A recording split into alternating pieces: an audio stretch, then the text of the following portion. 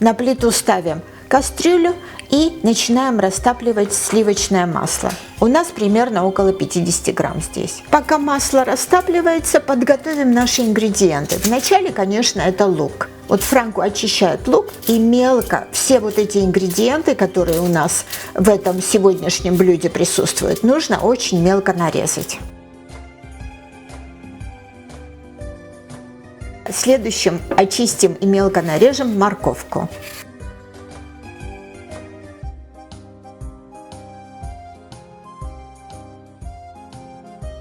Мы берем сельдерей, вот одну такую ветку сельдерея, и тоже мелко-мелко нарежем.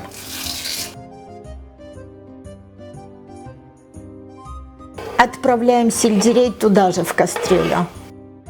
Следующим ингредиентом будет картошка. Также ее очистим и мелко нарежем маленькими кубиками.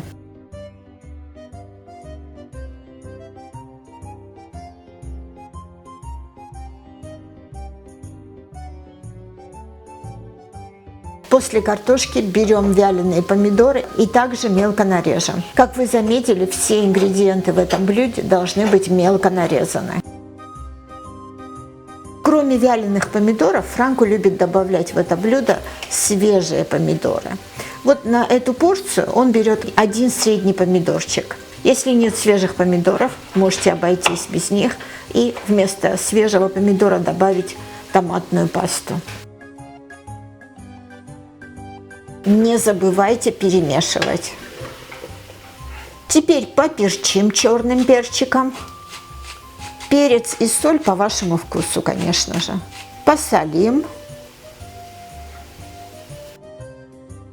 И теперь посмотрите Франко, что он делает. Он на крупной терке вот так вот натирает твердый сыр. У нас пармиджано, но можно взять любой сыр, любой твердый сыр.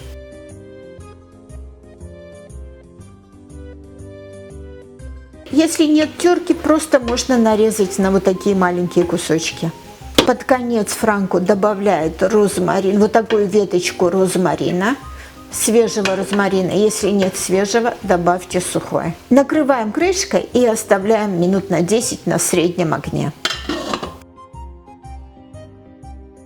10 минут потушились наши все эти овощи. Теперь добавляем горячую воду, кипяток из чайника.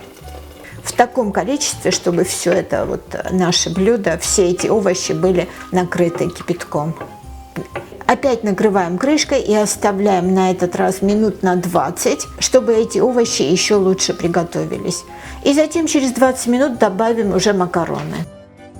Прошло около 15 минут. Достаем розмарин, он нам больше не понадобится. Розмарин пропитал своим вкусом наше блюдо. Попробуйте, пожалуйста, если картошка почти готова, то добавляйте ваши макарончики. К этому блюду подходят вот такие маленькие макароны, если вы можете найти. Итак, засыпаем эти макароны в блюдо. Здесь у нас 150 грамм макарон было. Перемешаем. Оставляем на плите до готовности. Сейчас уже не надо накрывать крышкой, пусть эта жидкость чуть-чуть выпарится. Когда макароны будут уже готовы, все, можно кушать. Как вы видите, блюдо кипит уже.